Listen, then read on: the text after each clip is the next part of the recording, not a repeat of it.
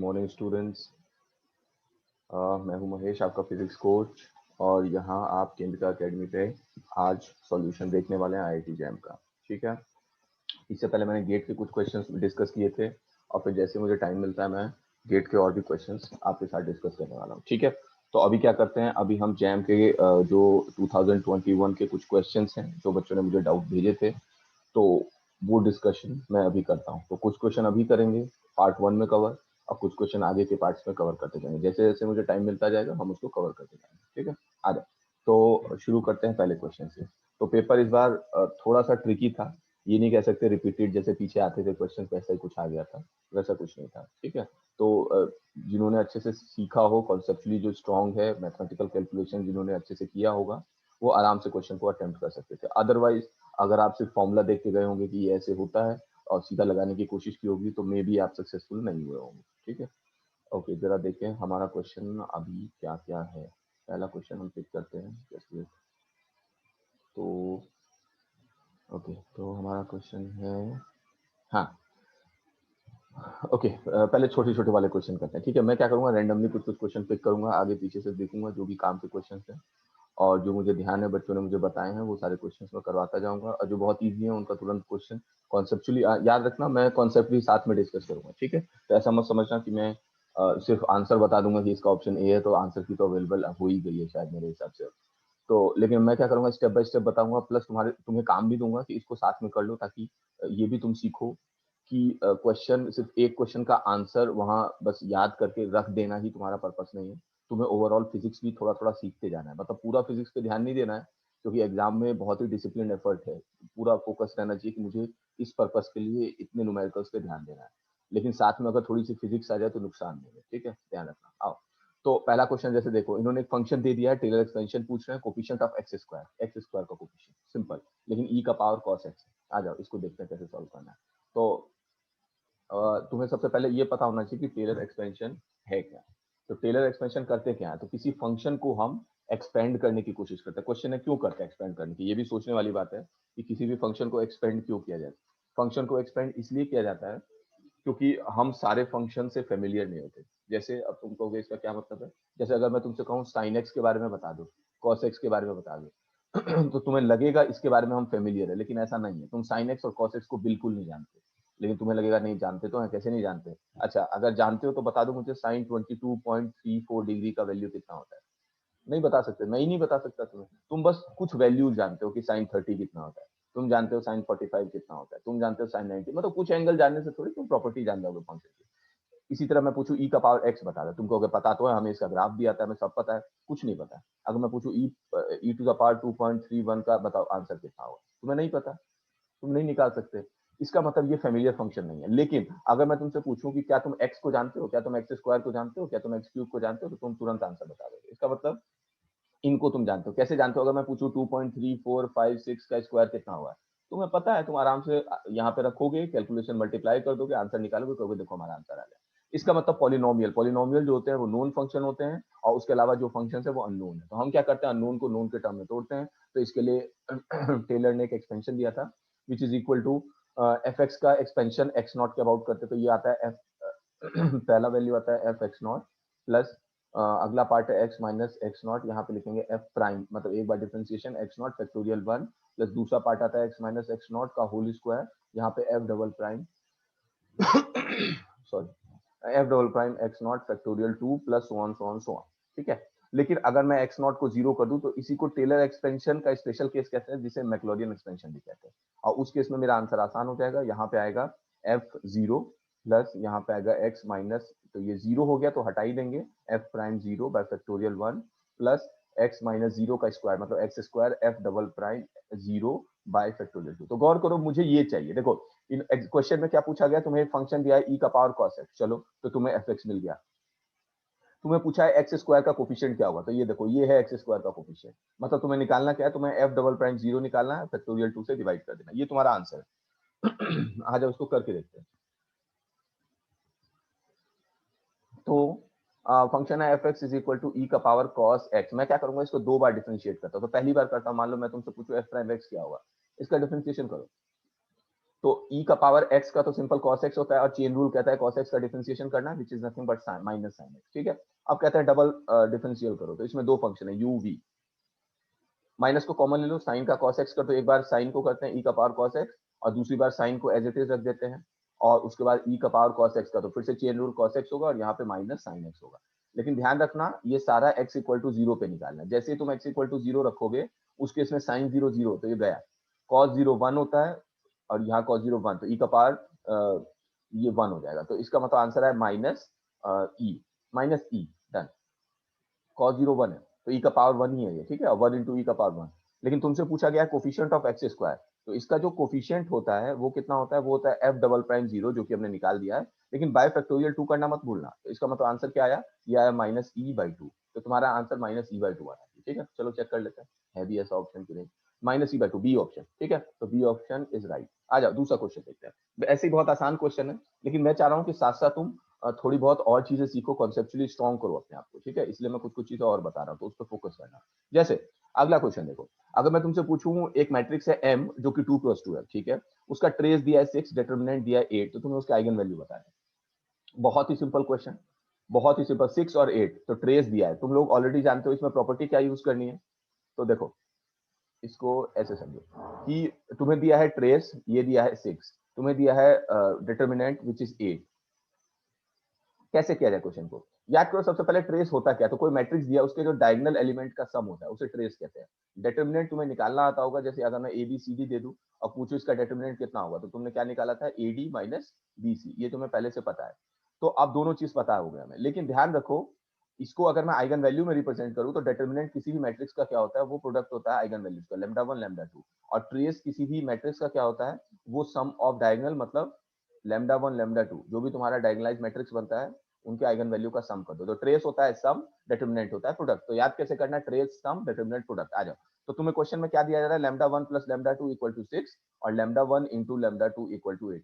अब या तो तुम क्वाड्रेटिक इक्वेशन बना के दो इक्वेशन, दो वेरिएबल सॉल्व कर सकते हो, लेकिन मैं कहता हूँ इतना टाइम मत वेस्ट करो, एक नंबर का क्वेश्चन है, इसमें ऑप्शन देख के काम चला लिया करो। जैसे ये तो बहुत आसान है, जैसे मैं यहाँ देखूँ, तुम्हें अगर मैं कहूँ 4 प्लस 2 कितना होता है, 6 होता है, और 4 इंटू 2 क्या होता है, 8 होता है, तुम 8 का फैक्टर बना सकते हो, और ये देखना उसमें कौन सा फैक्टर है जिसका सम भी ऊपर सेटिस्फाई कर देता है। तो आंसर आ गया 4 और 2, देखो आ जाओ चेक करें इसका ऑप्शन ऐसा है भी कि नहीं। ऑप्शन है 4 एंड 2, ए वाला ऑप्शन देखो, ठीक है। 3 3 मत रखना, 3 3 9 हो जाएगा, 6 2 12 हो जाएगा, 3 2 6 हो जाएगा, तो गड़बड़ है, 8 नहीं आ रहा, 4 2 8 आएगा, तो वो वाला चाहिए। आ जाओ अगला क्वेश्चन देखते हैं। याद करो अगले क्वेश्चन में प्लेनेट वाला क्वेश्चन है, ये भी क्वेश्चन कर सकते हो, इसमें कुछ दम नहीं है। याद करो सेंट्रल फोर्स प्रॉब्लम का क्वेश्चन, एक प्लेनेट है, इसेंट्रिक ऑर्बिट है, डिस्टेंस ऑफ क्लोजेस्ट अप्रोच दिया हुआ है 300 टाइम्स स्मॉलर, मतलब जो फार डिस्टेंस है ऑब्वियस है वो तो फार ही है, क्लोज है वो छोटा है, कितना छोटा है, 300 गुना छोटा है, ओके। करस्पॉन्डिंग स्पीड दिया हुआ है वीसी एंड वीएफ, वीसी मतलब सी मतलब क्लोज, और एफ मतलब फार, ओके। वीसी बाय वीएफ बताना है, ये क्वेश्चन में पूछा गया। आ जाओ इसको देखते हैं कैसे सॉल्व करना है, वीसी बाय वीएफ। तो हाँ, याद करो तुमने कॉन्सेप्ट पढ़ा होगा कि जब भी हम सेंट्रल फोर्स प्रॉब्लम पढ़ते हैं, ध्यान करो, तो थर्ड क्वेश्चन है हमारा, तो जब भी तुम सेंट्रल फोर्स प्रॉब्लम पढ़ते हो, तो सेंट्रल फोर्स प्रॉब्लम में क्या करो, तुमने कॉन्सेप्ट पढ़ा होगा कि सेंट्रल फोर्स में एंगुलर मोमेंटम एल जो होता है ना, वो कंजर्व होता है, और एल का फॉर्मूला तुम्हें पहले से पता होगा, क्या होता है, m v one r one equal to m v two r two, बस यही फॉर्मूला लगा दो, एम को कट कर दो, इसका मतलब ये क्लियर है कि V is inversely proportional to R. तो मैं अगर तुमसे कहूँ क्लोजेस्ट ले लेते हैं, V C R C must be equal to V F R F. आ जाओ, तो यहाँ से V C by V F करते हैं, वो कितना आएगा, वो आएगा R F by R C. अब गौर करो, तुम्हें पता है फारदेस्ट क्या है, 300 गुना ज्यादा है क्लोजेस्ट के, ये ऐसा है कुछ ऐसा, देखो यहाँ पे सन है, ये वाला क्लोज है, और ये वाला फार है, कितना है, 300 गुना, ये फार है, आर एफ ले लो और इसको आर सी ले लो। तो अगर मैं पूछूं इसमें आंसर कितना आएगा, तो 300 टाइम्स होगा आर सी का, तो आर सी ये कट कर दो, आंसर आ गया 300। तो इसका मतलब तुम्हारा आंसर, बहुत इजी क्वेश्चन था देखा जाए तो, 300 आंसर हो गया। देखते हैं 300 है भी कि नहीं, तो आंसर 300 डी वाला ऑप्शन, ठीक है। अच्छा, इसी के बाद हमारे पास फ्लूइड मैकेनिक्स का क्वेश्चन है, object of density rho is floating 75%, ये भी आसान क्वेश्चन है। तो माइकलसन इंटरफेरोमीटर सीधा फॉर्मूला पुटिंग क्वेश्चन। उसके बाद है semiconductor material convention band diagram, ये तो सबसे आसान है, मुझे लगता है ये तुमने किया होगा, याद करो, मतलब इसमें तो कोई कैलकुलेशन ही नहीं करनी। ध्यान करो तुम लोगों ने क्या पढ़ा था, इसमें कंडक्शन बैंड है, तो इसमें एनर्जी वाई एक्सिस जो है वो एनर्जी बताता है, और ये डिस्टेंस बताता है। देखते हैं, आ जाओ, याद करो, एक छोटा सा क्वेश्चन है। यहाँ देखो ये वाई एक्सिस है। तो जब तुम बैंड बनाते हो, ये जो तुमने कंडक्शन बैंड और वैलेंस बैंड पढ़ा होगा कि वैलेंस बैंड है ऊपर में कंडक्शन बैंड है, तो एक्चुअली में तुम याद करो उसी में तुम कहते थे एनर्जी गैप है ये हमारा बैंड गैप। तो वो क्या इसका मतलब है, इस एक्सिस पे वाई के अलोंग हमारी एनर्जी रिप्रेजेंट हो रही है, ठीक है। और यहाँ क्या है, यहाँ डिस्टेंस रिप्रेजेंट हो रहा है, इस तरफ क्या है, डिस्टेंस देते हैं, ठीक है। तो बी वाला ऑप्शन इसका सही है, तो इसमें ज्यादा कैलकुलेशन करना ही है, ठीक है। ये वाला सिंपल क्वेश्चन था। अच्छा, फ्लूइड वाला क्वेश्चन किया कि नहीं तुमने? आजा आजा आजा आजा, फ्लूइड वाला क्वेश्चन भी कर डालो, बच्चों वाला क्वेश्चन है ये भी। एक ऑब्जेक्ट दिया हुआ, डेंसिटी रो है, ऑब्जेक्ट की डेंसिटी रो है, फ्लोट कर रहा है लिक्विड पे with 75% of its volume submerged, density of the liquid is. तो रो ऑब्जेक्ट का डेंसिटी है, ठीक है। इसको करते हैं 75% दिया, तो इसको देखते हैं एक बार दिमाग लगा के होता है कि। याद करो तुम्हें बायनेंसी फोर्स पढ़ा होगा, बायनेंसी फोर्स जो होता है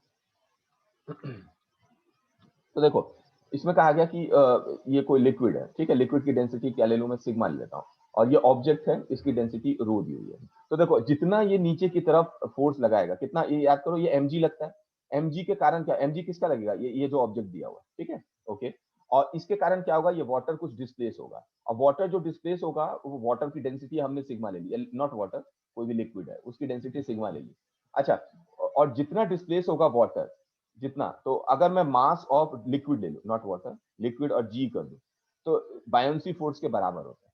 ये मास क्या है, सॉलिड का, ठीक है। तो मास सॉलिड का कितना है, देखते चलो। मास सॉलिड का देखा जाए तो रो ले लो इंटू वॉल्यूम पूरा ले लो इंटू जी ले लो, रो वी हो गया मास इंटू जी, वॉल्यूम किसका है, ये पूरा इसका वॉल्यूम वी है।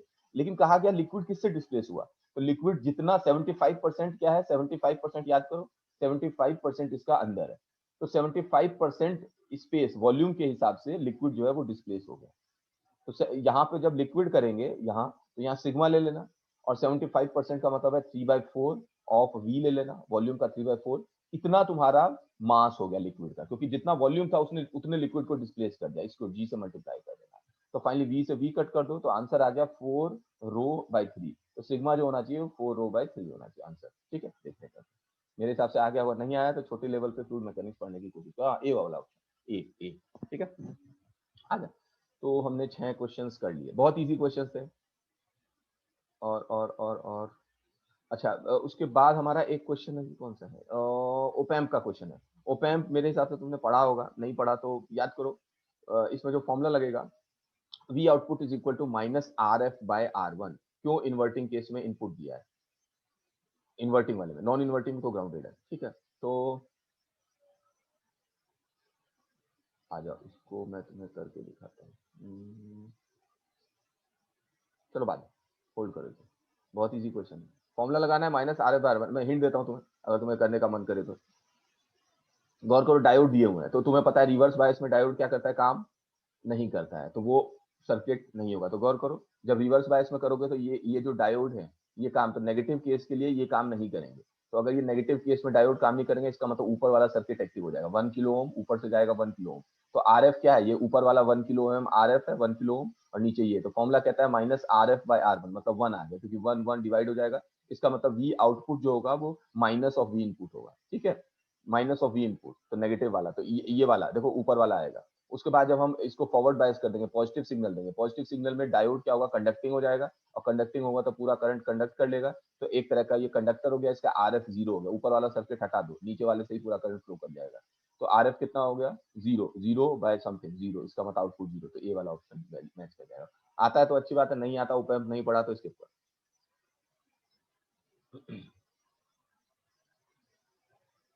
आ जाओ, डी इज द टेलीस्कोप, बहुत इजी क्वेश्चन है, इसको करना बैठ के तुम्हारे लिए। इसमें क्या करेंगे, याद करो, तुमने फॉर्मूला पढ़ा होगा, मैं फॉर्मूला बता देता हूँ, तुम्हारा काम है बैठ के इसको सॉल्व करना। हाँ, याद करो 1.22 रेजोल्यूशन जो पढ़ते थे, रेजोल्यूशन तुमने पढ़ा होगा, 1.22 लैम्डा बाय डी, ठीक है। तो इसका अगर मैं उल्टा कर दूं, रिजॉल्विंग पावर, ये जो तुम डेल्टा थीटा लेते थे, इतना रिजॉल्व करेगा वो, तो रिजॉल्विंग पावर इक्वल टू कितना हो जाएगा, डी लगाना, और नीचे में 1.22 लैम्डा। अच्छा, ये कंपेयर करने के लिए कह रहे हैं, तो तुम ये भी मत यूज करना, तुम सीधा यूज करना डी बाय लैम्डा। तो तुम्हें क्या करना है, डी बाय लैम्डा निकालना है सबके लिए, डी बाय लैम्डा निकालना, तुम्हारा काम चल जाएगा। अच्छा रुको, बता ही देता हूँ मैं इसमें शॉर्टकट कैसे करते हैं, गौर करो, नैनोमीटर वाले एक साथ ले लो, नैनोमीटर एक साथ है, ठीक है, तो सेकंड और थर्ड को एक साथ सॉल्व करना, और फोर्थ और फर्स्ट और फोर्थ पे फोकस करो। ये मिलीमीटर है, ये सेंटीमीटर है, तुम क्या कर सकते हो, सेंटीमीटर को मिलीमीटर में कन्वर्ट करके फर्स्ट और फोर्थ पे कंपेयर कर लो। ऑब्वियस है कि सेकंड और थर्ड वाले में लैम्डा नीचे आएगा, तो नैनोमीटर बहुत छोटी चीज है, इसका मतलब ऊपर जाएगा तो बहुत बड़ा हो जाएगा। तो इसमें जो फाइट चलेगी तुम्हारी किस में चलेगी, ये थर्ड और सेकंड तो पहले ही इन्हीं में से कोई बड़ा होने वाला है, डिक्रीजिंग पूछा है तो बड़ा आएगा थर्ड और सेकंड में से, मतलब ए और डी में से ही आंसर है। एक बार ट्राई कर लेना, आंसर मिल जाएगा। चलो, metallic lithium has BCC crystal structure. Each unit cell is a cube of this. The number of atoms per unit volume. ये तो आसान है, नंबर ऑफ एटम्स याद करो। बीसीसी में तुमने पढ़ा होगा, बता देता हूँ। बीसीसी का तुमने ये पढ़ा होगा कि बीसीसी में एन इफेक्टिव कितना होता है, एन इफेक्टिव कितना होता है, ये कैपिटल वाला एन है, ठीक है। तो गौर करो कितने लेटिस पॉइंट्स अंदर होते हैं, देखा जाए तो बीसीसी में देखो एक तो इनसाइड होता है, और बहुत सारे सॉलिड है, ये सिंपल क्यूबिक टाइप स्ट्रक्चर है, बीच में एक्स्ट्रा एक लेटिस पॉइंट डाल दिया गया, एटम बीच में रख दिया गया है। तो इस केस में अगर मैं तुमसे पूछूं इनका कंट्रीब्यूशन कितना है, तो तुमने पढ़ा होगा 1/8 8 कर देते थे, 8 है और सबका 1/8 कंट्रीब्यूशन है, क्योंकि हर कॉर्नर पे 8 से वो कनेक्टेड है, तो आंसर यहाँ से 1 आ गया, और एक अंदर है तो 1 + 1 कितना हो गया, 2 हो गया। इसका मतलब दो, एक एक एक एक क्यूब के अंदर दो है लेटिस पॉइंट या एटम, तो यहाँ पे क्या कर दो, 2 डाल दो, और उसके बाद टोटल वॉल्यूम कितना, एक क्यूब, तो आंसर आ जाएगा 2/8, खत्म। इतना आसान क्वेश्चन, ठीक है। देखते हैं आंसर है भी क्या। रुको, ओके, तो हमारा आंसर क्या है, 2/a³, सी वाला ऑप्शन, ठीक है, सी वाला ऑप्शन 2/a³ सही है। अच्छा, 10th वाला करते हैं, फिर से बच्चों वाला क्वेश्चन। इन्होंने कहा moment of inertia of a solid sphere about the axis which is at a distance of r/2 from the centre. अब ये सबसे आसान क्वेश्चन है, मतलब मुझे तो लग रहा है ये सब इतने आसान जेई वाले टाइप क्वेश्चन, नीट वाले क्वेश्चन, जेई भी छोड़ो, नीट वाले क्वेश्चन दे रहे हैं लोग। आ जाओ, तो एक नंबर में इससे ज्यादा पूछ भी नहीं सकते, तो मैं तुमसे कहूंगा कि इसमें बुराई भी नहीं है कोई। एक नंबर में से ज्यादा क्या पूछेंगे, ये देखो, ये है यहाँ सेंटर है, और यहाँ पे ये एक्सिस कह रहे हैं कितना दूर है, ये यहाँ से r/2 डिस्टेंस पे है, ठीक है, ये वाला। तो अब तुम्हें बताना है कि इस केस में मोमेंट ऑफ इनर्शिया इस एक्सिस के अबाउट कितना हुआ है। क्या तुमने पैरेलल एक्सिस थ्योरम पढ़ा है, नहीं पढ़ा तो देख लो, जितना बता रहा हूँ बस उतना ध्यान रखो, ये दोनों पैरेलल है। और उसके बाद आई जो पढ़ते हैं वो कितना होता है, COM के अबाउट जितना सेंटर ऑफ मास के अबाउट जितना moment of inertia plus m, और जितना डिस्टेंस हो, तो मान लो डिस्टेंस ml², ये l क्या है, r/2, l = r/2। आ जाओ, सेंटर ऑफ मास क्या दिया हुआ है, सॉलिड है कि हॉलो, एक बार देख लेते हैं, सॉलिड है कि हॉलो, सॉलिड स्फीयर। अच्छा, तो आंसर क्या है, सॉलिड स्फीयर है। और तुम लोगों को पता होगा, अगर मैं तुमसे एक सिंपल क्वेश्चन पूछूं, याद करो, तुमने याद किया होगा सॉलिड और हॉलो स्फीयर, तुमने सॉलिड और हॉलो स्फीयर के लिए चीजें याद की होंगी, फॉर्मूला याद किया होगा। तो मुझे पता है कि मेरा आंसर जो होता है वो 2/3 और 2/5 आता है, सिंपल सोचो, इनके साथ mr² लगा रहता है। अच्छा, तुम्हारे हिसाब से हॉलो का ज्यादा होता है, सॉलिड का ज्यादा होता है, moment of inertia centre of mass के अबाउट हॉलो का ज्यादा कि सॉलिड। तो देखो, हॉलो में सारा का सारा मास, अगर दोनों का मास में सेम ले लूं, तो सारा का सारा मास जो होता है वो आर डिस्टेंस पे, कैपिटल आर पे होता है, इसका मतलब सारा आर पे है, तो दूर है। और सॉलिड में क्या होता है, मास भरा रहता है, या पास में भी है, थोड़ा दूर भी है, थोड़ा दूर भी है, आर पे भी है, इसका मतलब स्प्रेड हो गया, स्प्रेड हो गया, तो फॉर्मूला क्या होता है, mr²। इसका मतलब जिसका आर ज्यादा उसका मोमेंट ऑफ इनर्शिया ज्यादा, तो 2/3 और 2/5 में से कौन ज्यादा है, तो 2/3 ज्यादा है, इसका मतलब हॉलो का आंसर 2/3 mr² हो जाएगा, और सॉलिड का आंसर 2/5 mr² हो जाएगा। बस इन दोनों को ध्यान रखना, तो सॉलिड में 2/5 छोटा, तो यहाँ आंसर कितना आ गया, यहाँ आ गया 2/5 mr² प्लस यहाँ पे अगर एल की वैल्यू r/2 और इसका होल स्क्वायर कर दो, तो m कॉमन ले लेते हैं, हटाओ, r² को भी कॉमन ले लेते हैं, ये हो जाएगा 2/5 प्लस 1/4, ठीक है। तो 5 4 का कितना हो जाएगा, 20 हो जाएगा, 8 प्लस 4 5 जा, तो ये जाएगा 13/20, तो आंसर आ गया तुम्हारा 13 mr²/20, दैट्स इट। तो इतना आसान क्वेश्चन, ठीक है। देखते हैं ऑप्शन ऑप्शन ऑप्शन 13/सी वाला ऑप्शन, ठीक है, सी वाला ऑप्शन हमारा आंसर, ठीक है। तो ऐसा करते हैं, आज के लिए इतना ही रखते हैं, और अगली सीटिंग में हम क्या करेंगे, अभी हमने 10 तक के क्वेश्चन कर लिए हैं, इसी तरह हम रैंडमली 11 से 30 तक के, ये इजी वाले थे तो मैंने कोशिश किया सारा करवा ही दिया तुम्हें। 11 से 30 वाले जितने क्वेश्चन है उसमें से देखते हैं जो काम के क्वेश्चन है, जो ज्यादा डाउट हो सकता है तुम लोगों को, वो सारे मैं डिस्कस कर लेता हूँ। और तुम लोगों को जो लगे कि सर आप इसके आंसर्स भी बताइए हमें, वो मुझे कमेंट में लिख के बताओ, मैं तुम्हें वो डिस्कस कर दूंगा। या किसी क्वेश्चन में तुम्हें लगे कि सर आपने ऐसे बताया, हमने तो ऐसे नहीं पढ़ा है, तो वो मुझे बताओ, मैं उसका तरीका बताऊंगा कि कैसे, उस पर कोई लेक्चर होगा तो मैं वो डिस्कस कर दूंगा तुम्हारे साथ, ठीक है, लेकिन ये तुम्हारा काम है। ओके, चलो, तो अभी